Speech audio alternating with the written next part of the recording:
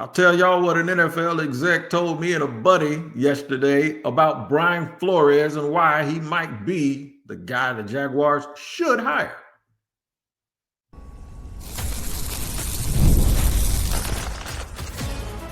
You are Locked On Jaguars, your daily Jacksonville Jaguars podcast. Part of the Locked On Podcast Network, your team every day.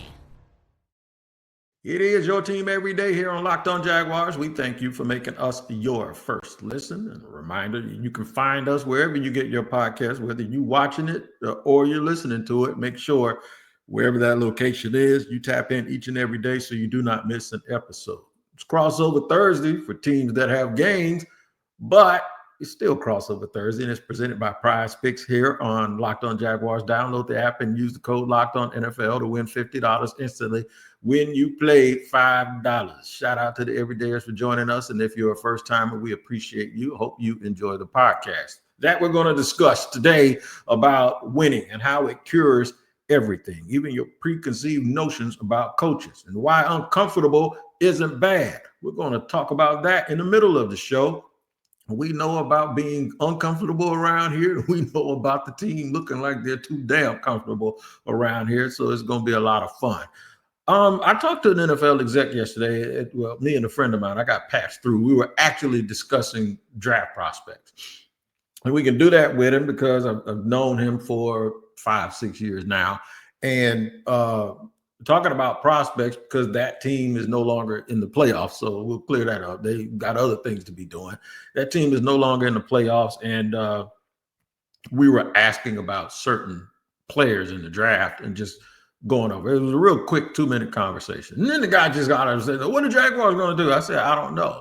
And I'm going to tell you what he said next. And it totally shocked me and the reason why. He said they should hire Brian Flores. And I said, you mean the Brian Flores that apparently a lot of the media and at least Tua Tagovailoa has talked about and said that he was just like an awful person? He said, yeah, that one. And I'm thinking like, okay, give it to me. Tell me what you got. Why? He said, because he's the best coach out of everybody. He's the best proven coach out of every single candidate that is there. And then I thought, well, but what about all that other stuff? He said people learn. And it hit me. He's right. I learned. We've all learned from mistakes and how we handle things, even if we had good intentions that did not work out the way that we wanted them to. And he was exactly right. It also gives you a perspective. And here's the perspective. Brian Flores is not Urban Meyer. We do not have to worry about that. And thinking about that almost puts us in a situation where we're embracing baggage. We're embracing having Stockholm syndrome about something that happened from a person that turned out to not be good for the job. We get it. But the flip side of that is after Urban, fans wanted someone who was an offensive guy, someone who was proven. It helped that it was someone who actually played quarterback in the NFL, who comes from a tree of winning and who actually had a Super Bowl trophy. That's Doug Peterson. So if we're going to sit here and worry about folks having a characteristic that we got tired of or that we didn't want around our club, we can't overlook the thing that just left. And the thing that just left is soft. I like Doug Peterson as a person. He had a tough job coming in here. I recall asking him, okay, you get here for the first year. Do you have to basically handle these guys a different way because it may be a little fragile from all the things they've been through? Doug Peterson said to me, yeah, you still have to do your job. I'm paraphrasing. He said you have to do your job. But this is important. At some point, you will, once you gain their trust, you will start applying, basically applying a little bit more pressure and being a little bit more demanding or whatever. He said something to that ilk. That part never, at least for us, that part never actually manifested itself. We never saw tough Doug. The only people I saw Doug be tough with is a couple of people in the media. which, by the way, I'll get into segment 2 of why uncomfortable isn't always bad. And I'm basically going to talk when I say uncomfortable, I'm going to talk about media people. All right. So at the end of the day, you have to almost look at things in a bit for what they really, really are. So I'm going to read some quotes here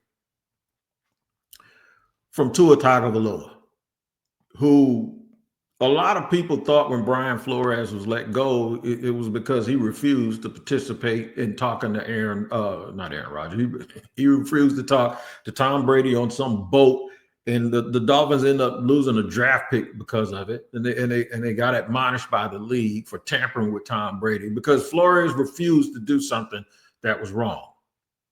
We all know that. Sometimes you just got to say no to people, right? But as it turns out, in hindsight, and Flores even talked about it on the Pivot podcast with Ryan Clark, Fred Taylor, and Channing Crowder. I believe Channing was there. About, I could have done things a little bit differently. Here's what this article says. This is when Miami was winning a bunch of games, by the way. And this is why I say winning cures everything. They were asking Tua about his 2 years under Mike McDaniel versus the time he spent playing for former Dolphins head coach Brian Flores. Quote unquote, to put it in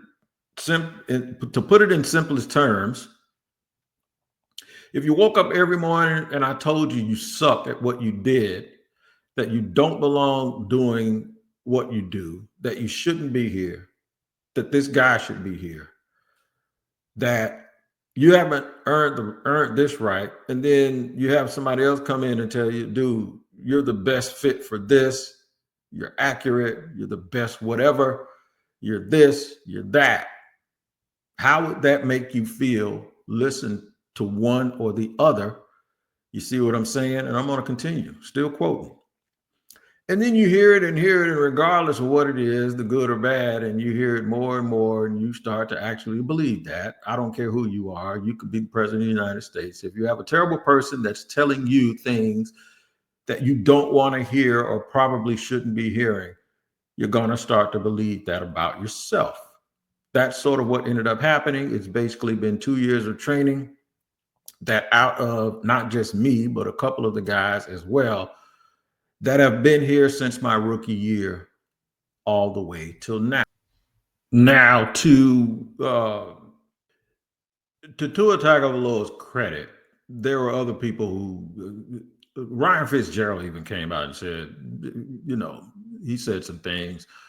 In fact, I'll go over that too, because Tua wasn't the only one to talk about Brian Flores. So I'm not going to sit here and tell you that it did not happen. However, I will tell you this. There have been coaches in the past that people thought were Captain Ahab. There have been, had those characteristics. There are coaches in the past that folks have thought were a little bit over the top with all of the discipline and the meanness. As a matter of fact, one of them just got a job. His name is Mike Vrabel. I don't know if it was ever to the point. I don't know if it was ever to the point where it got with Flores. I don't. And I'm not saying that the things that these people feel aren't true. In fact, I wasn't told to not think that they were true. I wasn't told, nobody tried to convince me that they weren't true. So here's what Ryan Fitzpatrick had to say. I'm going to say what he said in totality, not just what he said about Brian Flores that was, used the gaslight conversations, because it wasn't all in context. So listen, I'm going to quote again. Brian Flores has been a really hot name, and I think the further removed we get from his tenure in Miami, the more people kind of forget about how that ended, and the better his name becomes. He went to Pittsburgh and got to learn under Mike Tomlin and see how he led, and now he's been in Minnesota with Kevin O'Connell.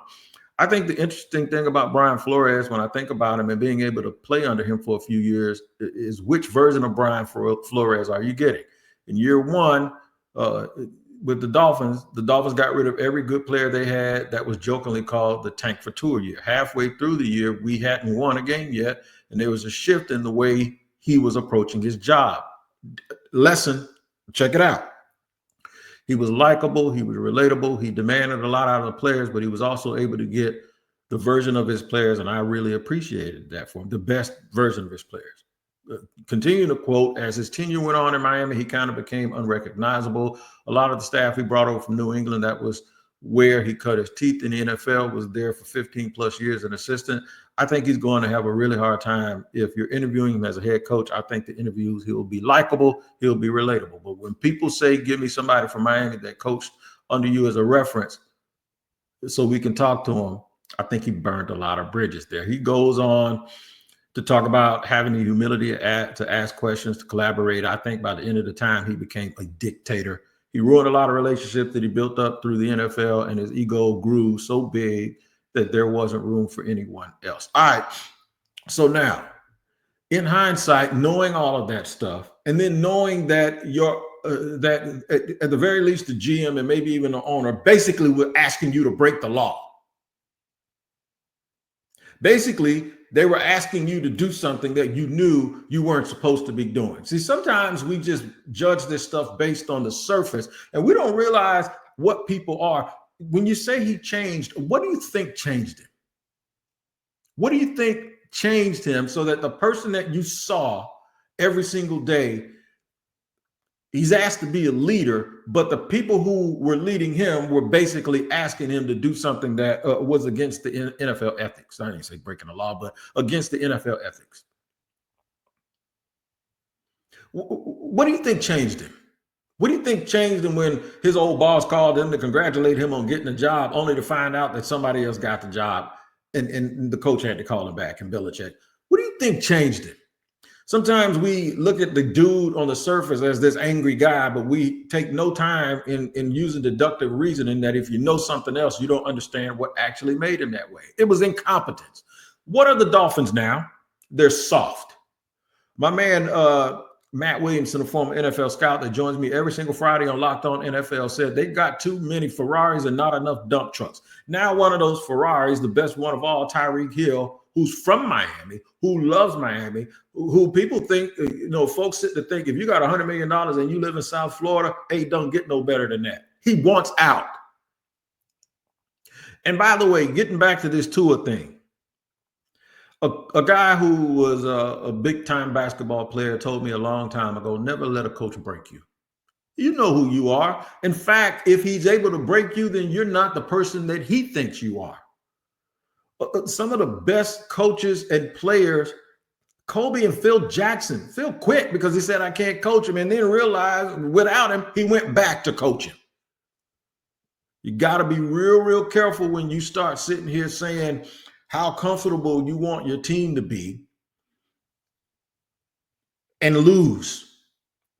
I'm going to get into why uncomfortable isn't always bad. And I'm not necessarily talking about the fans because they ain't going to feel it. Talking about the team, and in a little part, I'm talking about the media. We'll discuss that and more in just a second here on Locked On Jaguars.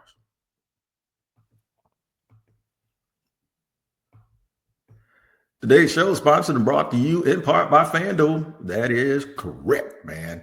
From the first whistle to the final drive, FanDuel makes the NFL playoffs even more exciting. Right now, new customers can bet $5 and get $300 in bonus bets if you win your first bet. That's $300 to keep the action going. Now, the FanDuel app is easy to navigate, and the variety of bets keeps every game exciting. I know when Saquon Barkley slid down last week, it disappointed a lot of y'all, but don't worry about it. Don't let it come down to the last place. When you win, you get paid instantly, no waiting around for your winnings, whether you're betting on your favorite team or just looking to add some extra excitement to the playoffs. FanDuel has you covered. Just visit FanDuel.com to join today and get started with $300 in bonus bets. That's FanDuel.com. Make this playoff season unforgettable with FanDuel, an official sportsbook partner of the NFL. Rolling along here on segment 2 of Locked On Jaguars. Look, this is not Wig trying to endorse Brian Flores. What this is giving you a perspective from someone that a whole lot of people respect, right?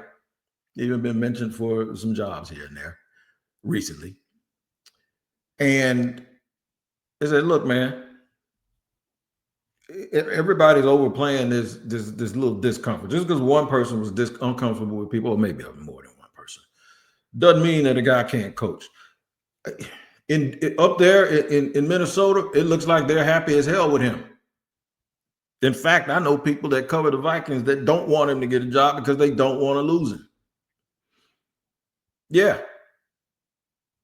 A guy who has the pedigree, who's coached, who's won some games in Miami, who without him, the Dolphins ain't done diddly squat since he left. By the way, this whole uncomfortable thing, Tom Coughlin was a little uncomfortable to be around. Sometimes I would see him and I said, this can't be the same man I just talked to at the Jake Fund event the other night. But when he's at work, he's at work. But he's one of the nicest people you ever want to meet when he's not coaching football, right? There are a lot of people that have, quote unquote, been uncomfortable. The 2017 Jaguars, half that team was uncomfortable to be around. If you're sensitive, if you understand why you're there. I'm not worried about a coach talking to me funny, because if he talks to me funny, I'll tell him to his face. I'll get with PR and say, let's have a meeting. Bro, don't do that. I'm not your child. In fact, there's some people that'll tell you they've heard me do something like that before on that black mat. Like, who you talking to? You ain't talking to me. I'm serious. At some point, man, we got to stop being all sensitive. If y'all want to sit around and cook marshmallows together while your team win 5 to 7 games every year, have at it. I don't care about that. You know what I care about more than anything? I want this team to win because I want to see y'all happy and I want to see you smiling. I saw Marcus Freeman the other day say, I'm here to coach. They had a video of him when he was, this is Marcus Freeman now, the hot coach at Notre Dame when he was at Purdue. And he wasn't very much older than the people he was coaching at the time because he got started real early. Hell, he's in his 30s now. Marcus Freeman said, I ain't here to be their friend. We got to draw the line. I can be respectful, but I'm not here to be your friend. I'm here to make you the best that you can absolutely be. And that's what it is. There's been a lot of coaches. There's been a lot of players that were uncomfortable. You go talk to some of those Jaguars that adore Tom Coughlin now and ask them what that was like when they first started dealing with him when they were in the NFL.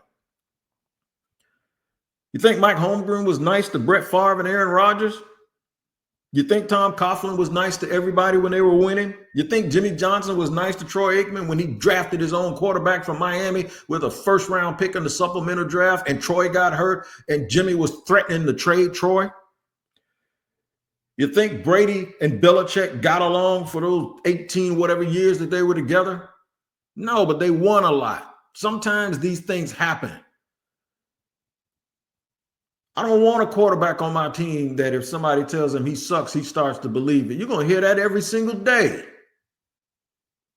And like I said, this isn't an endorsement for Brian Flores, but what it really is, it's an attack on this narrative that somehow the coach has to be some sort of a nice guy. Now, I am not writing off the fact that that man was probably the biggest you-know-what to a lot of people in Miami.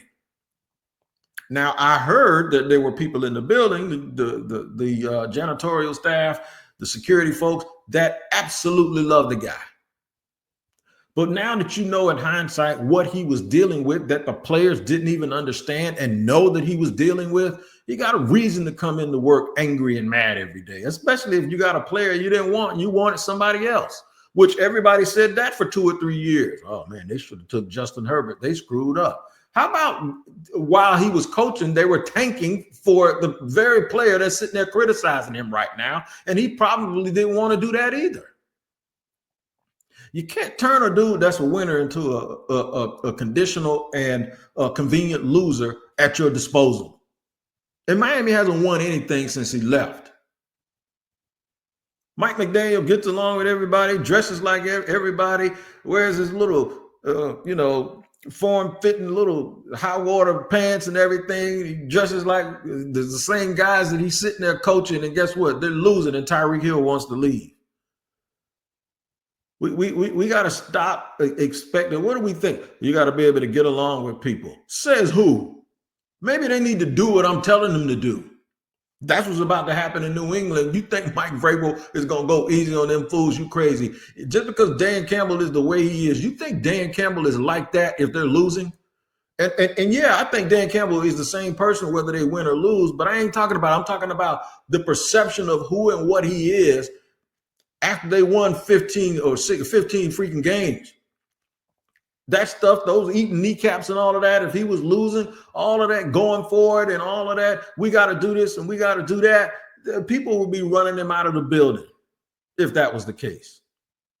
I think sometimes we think everybody needs to be Andy Reid. Andy Reid is the best version of Andy Reid, man. He's a big, gentle teddy bear, but don't think Andy Reid ain't telling them dudes about themselves behind the scene. And why do you think Andy Reid loved Eric Bieniemy so much? Because that was his bulldog, and that was his guy. I'm going to put him on you. You think Andy Reid stopped Eric Bieniemy from cursing guys out in practice? No, he didn't. All right?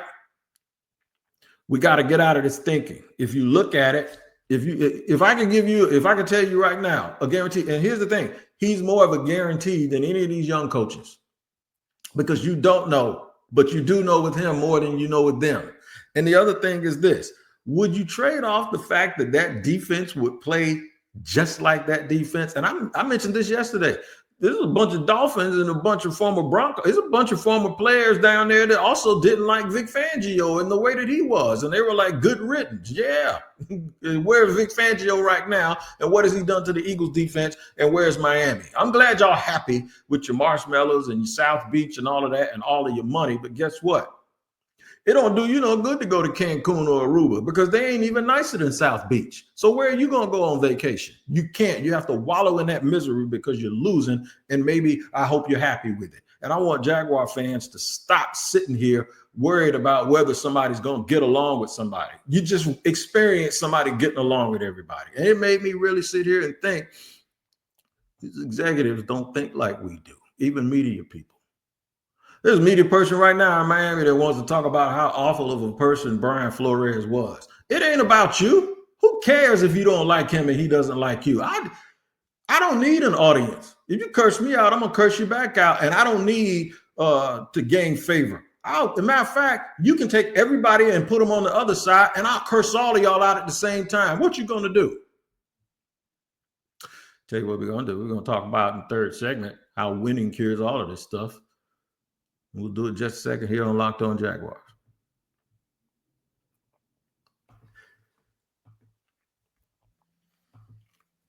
Today's show is brought to you and sponsored by Rocket Money. Did Rocket Money help you find any subscriptions you forgot about or that you were paying for twice? This definitely happened to me. It happened to me more than once, actually. I had a few subscriptions that I didn't even realize I was still paying for, and Rocket Money made it so easy to track them all down. It's like having a personal assistant for your finances. Rocket Money is a personal finance app that helps you find and cancel unwanted subscriptions, monitors your spending, and helps you lower bills so you can grow your savings.